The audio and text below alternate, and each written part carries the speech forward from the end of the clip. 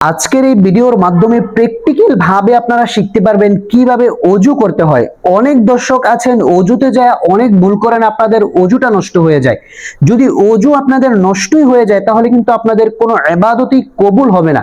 এজন্য চলুন এই ছাত্রর মাধ্যমে প্র্যাকটিক্যাল ভাবে আপনারা শিখে নিন কিভাবে আপনারা পরিপূর্ণভাবে অজু করবেন।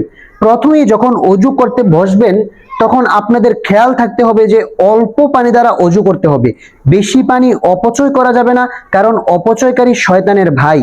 তারপরে অবশ্যই আপনারা বিসমিল্লাহ বলে নেবেন। যদি মেসওয়াক থাকে তাহলে মেসওয়াক দ্বারা আপনারা মেসওয়াক করে নেবেন। বিসমিল্লাহ বলে হাতের কবজি পর্যন্ত অল্প পানি দ্বারা সুন্দর করে ধৌত করো, হাতের কবজি পর্যন্ত। হ্যাঁ হ্যাঁ, দুই হাতের কবজি পর্যন্ত সুন্দর করে ধৌত করা হয়ে গেল। এখন বিসমিল্লাহ বলে মুখে 3 বার পানি নিতে হবে। পানি নিয়ে সুন্দর করে গড়গড়া সহকারে কুলি করতে হবে। এখন যেহেতু রমজান না, আমরা গড়গড়া সহকারে কুলি করব, রমজান ছাড়া। হ্যাঁ, সুন্দর করে মুখটা 3 বার কুলি করা হলো। এখন নাকে পানি দিতে হবে। এক হাতে নাকে পানি দাও, আর এক হাতে ভিতরে আঙ্গুল দিয়ে সুন্দর করে পরিষ্কার করো। হ্যাঁ, তারপরে সমস্ত মুখমণ্ডল 3 বার ধৌত করতে হবে। মনে রাখবেন, একবার ধৌত করা হচ্ছে ফরজ, 3 বার ধৌত করা হচ্ছে সুন্নত। এজন্য আমরা 3 বারই ধৌত করে নেব, যাতে আমাদের ফরজ এবং সুন্নত একই সাথে হয়ে যায়। 3 বার সুন্দর করে ধৌত করে নাও। এক কানের লতি থেকে আরেক কানের লতি পর্যন্ত, মাথার তালু, চুলের তালু থেকে একেবারে থুতনি পর্যন্ত সম্পূর্ণ মুখমণ্ডল 3 বার ধৌত করতে হবে, যাতে কোনো অংশ শুকনো না থাকে, এটা মনে রাখবেন। তারপর অবশ্যই আমরা অজুর দ্বিতীয় নাম্বার যেই ফরজটি, সেটি হচ্ছে দোনো হাতের কনুই পর্যন্ত 3 বার ধৌত করতে হবে। এটা খুবই সেন্সিটিভ বিষয়, আমরা অজুর ফরজ জানি না। অজুতে সর্বমোট 4টি ফরজ আছে। নাম্বার 1, সমস্ত মুখমণ্ডল ধৌত করা। নাম্বার 2, দুই হাতের কনুই পর্যন্ত ধৌত করা। নাম্বার 3, সমস্ত মাথা একবার মাসে করা। নাম্বার 4, দোনো পায়ের টাকনু সহ একবার ধৌত করা। তো আমরা 4টি ফরজের ভিতরে দ্বিতীয় নাম্বার যে ফরজটি, দুই হাতের কনুই পর্যন্ত ভালোভাবে ধৌত করা। প্রথমেই ডান হাতের কনুই ভালো করে ধৌত করতে হবে, যাতে কোনো অংশ শুকনো না থাকে।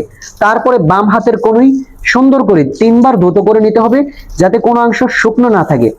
এখন আমরা অজুর তৃতীয় নাম্বার যে ফরজটি, সেটি হচ্ছে মাথা মাসে করা। মাথা মাসের ক্ষেত্রে একটি জিনিস আপনারা লক্ষ্য রাখবেন, এখানে 3 আঙ্গুল, এখানে 3 আঙ্গুল, এই 6 আঙ্গুল দ্বারা আস্তে করে এভাবে আলতো করে টান দিবেন, তারপরে হালকা চাপ দিবেন।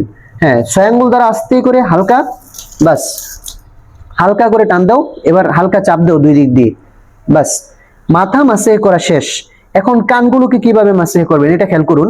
এই 2 আঙ্গুল দ্বারা, শাহাদাত যে 2 আঙ্গুল আছে, এই শাহাদাতি 2 আঙ্গুল দ্বারা এইভাবে ভিতরে সুন্দর করে পেস যা আছে সবকিছু সুন্দর করে দিতে হবে। পেসগুলো সহ একেবারে ভালো করে মাসে করে দাও, পেসগুলো সহ। হ্যাঁ, সুন্দর করে মাসে করে দাও। বাস আমাদের কান মাসে করা শেষ। কানের পিছনের অংশটা এই 2 আঙ্গুল দ্বারা পিছনের অংশটা টান দাও, পিছনের অংশটা কানের, এই হ্যাঁ পিছনের অংশটা 2 আঙ্গুল দ্বারা টান দাও, এই 2 আঙ্গুল দ্বারা। বাস কানের পিছনের অংশটা টান দেওয়া শেষ। এখন গর্দানটাকে মাসে করতে হবে। অনেক দর্শক আছেন গর্দান এভাবে টান দেন, আপনারা টান দেওয়া সম্পূর্ণ মাকরু। অবশ্যই আপনাদেরকে শুধু চাপ দিতে হবে হালকা। হ্যাঁ, হালকা একটু চাপ দাও গর্দানটা। বাস গর্দান মাসে করা শেষ। এখন আমরা ডান পায়ের টাকনু পর্যন্ত 3 বার ধৌত করে নেব। এটা হচ্ছে খুবই গুরুত্বপূর্ণ অজুর 4 নাম্বার ফরজ। ডান পায়ের টাকনু পর্যন্ত 3 বার ধৌত করে নেওয়া। বাস ডান পায়ের টাকনু আমাদের 3 বার ধৌত করা শেষ। বাম পায়ের টাকনু 3 বার ধৌত করতে হবে। হ্যাঁ, বাম পায়ের টাকনু আমরা 3 বার ধৌত করে নিলাম। আমাদের অজু করা সম্পূর্ণ শেষ। অজুর পরে আল্লাহর হাবিব সাল্লাল্লাহু আলাইহি ওয়াসাল্লাম বলেছেন, যদি কোনো ব্যক্তি কালিমাতুশ শাহাদা পাঠ করে আকাশের দিকে আঙ্গুল তুলে, আল্লাহ পাক রব্বুল আলামিন জান্নাতের 8টি দরজাকে তার জন্য খুলে দেয়। এজন্য অবশ্যই আমরা কালিমাতুশ শাহাদা পাঠ করব। আকাশের দিকে আঙ্গুল তুলে দাও। আশহাদু আল্লা ইলাহা ইল্লাল্লাহ ওয়াহদাহু লা শারীকা লা ওয়া আশহাদু আন্না মুহাম্মাদান আবদুহু ওয়া রাসূলুহু আল্লাহুম্মা জাআলনি মিনাত তাওয়াবিন ওয়া জাআলনি মিনাল মুতাতাহহিরিন। এই দোয়াটি আপনারা পড়ে নেবেন। ইনশাআল্লাহ আল্লাহ পাক রব্বুল আলামিন আপনার ওযুকেও কবুল করবে এবং জান্নাতের 8টি দরজাকে আপনার জন্য খুলে দেবে। সুবহানাল্লাহ। এই একই নিয়মে, একই সিস্টেমে আপনারা ওযুটা করে নেবেন, তাহলে আপনাদের ওযুটা সহি এবং শুদ্ধ হবে ইনশাআল্লাহ।